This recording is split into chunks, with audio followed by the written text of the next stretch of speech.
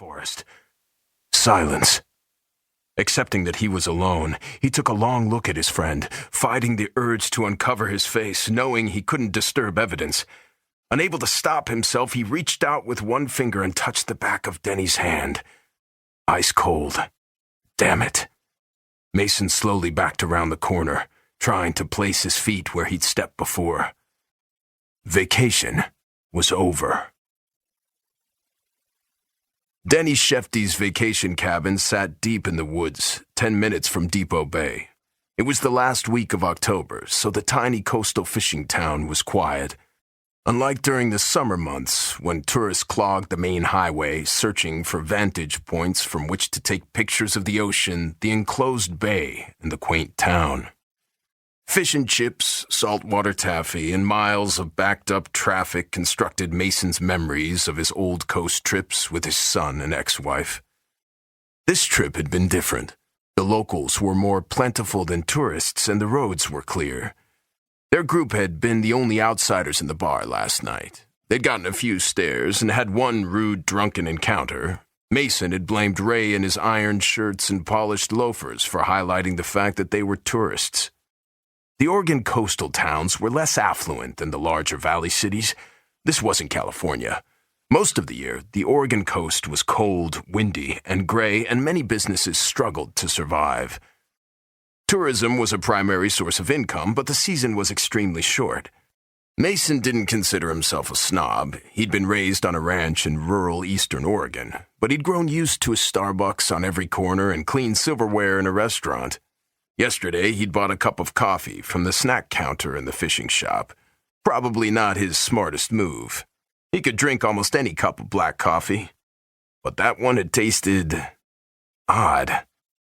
It was as if he'd bought that cup of coffee in a different lifetime. Today, everything was different. Standing next to him in the yard of Denny's cabin, Ray muttered, "How can this be happening?" Mason watched him wipe his eyes and politely looked elsewhere.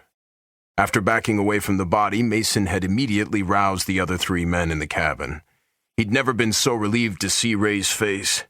His blood pressure had shot up as he pounded on one bedroom door and then another, scared he'd find more corpses. His partner Ray Lusko and detectives Duff Morales and Steve Hunsinger had lunged out of bed within a split second of Mason's yells at their doors. No rubbing of eyes or stretching of limbs. All 3 men had been instantly awake and alert, ready to react. It came with the job. Anger, shock, and then sorrow had shot through them at varying and dizzying speeds. The 4 of them had reported the death, studied the scene, and walked a fast perimeter. They'd found no indication that another person had been near the cabin. Now they stood a small distance from the body, waiting for the first local police to arrive. They'd reached out to the locals, the closest OSP office, and Denny's boss. Mason wanted to call Ava, but was waiting, wanting to be able to tell his fiancée more than Denny's dead. "Did he hear something and leave the cabin?" Duff asked. "Or did he just happen to step outside?" "God damn it," Steve swore. "Could someone have been inside the cabin, taken him outside?" Mason shook his head. "We would have heard.